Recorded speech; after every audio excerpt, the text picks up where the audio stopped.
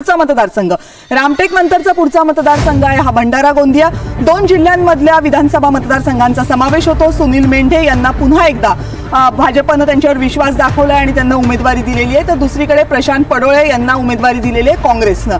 सुनील मेंढे विरुद्ध प्रशांत पडोळे अशी ही निवडणूक। सुनील मेंढे 2 मेंढे 3 सुनील मेंढे 4 सुनील मेंढे 5 सुनील मेंढे 6 सुनील मेंढे 7। त्यामुळे सुनील मेंढे यांना एकतर्फी विजय मिळताना दिसतो। पण सुनील मेंढे यांच्या उमेदवारीवर बऱ्याच शंका कुशंका व्यक्त केल्या जात होत्या। मला वाटतं नागपूरचे एक या मतदारसंघासाठी आग्रही पण होते उमेदवार।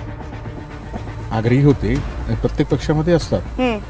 तसंही असलं तरी ते यांना ज्युनियर आहेत आणि दुसरं ते की ते एका मोठ्या नेत्याचे जवळचे मित्र पण आहेत। त्याच्यामुळे अशा गोष्टींच्या वेळी अपने दोस्त को दे रहा, अपने दोस्त के लिए मागा हा प्रश्न होतो। म्हणजे कधी कधी राजकारणामध्ये तुम्ही कोणत्या मोठ्या नेत्याच्या जवळचे असणे हाही तुमचा एक अडचणीचा होता। त्याच्यामुळे हा विषय सोडा, त्याच्यावरती लोकांना माहीत होतं की मेंढेंनाच मिळणार आहे, पण मेंढेंच्या मागे त्यांचा करिअर आहे, ते बरोबर आहे, करिअर स्वयंसेवक आहे आणि भंडारासारख्या ठिकाणी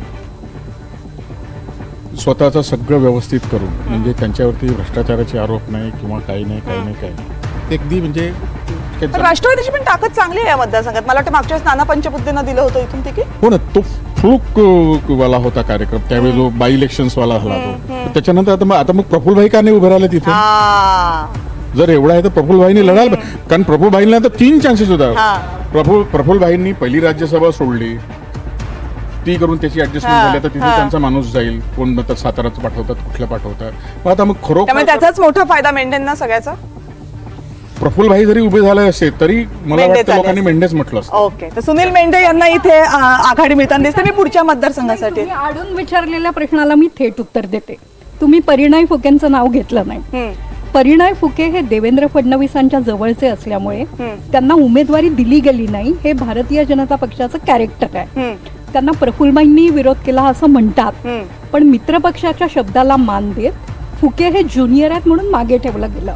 दुसरं, आपण दुर्लक्ष करतोय, हा नाना पटोलेंचा मतदारसंघ आहे। काँग्रेसचे उमेदवार हे नाना पटोलेंच्या गुरुचे पुत्र आहेत आणि या उमेदवाराचं डिपॉझिट जप्त झालं होतं, त्यामुळे इथे काँग्रेसला निवडून येण्याची संधी होती।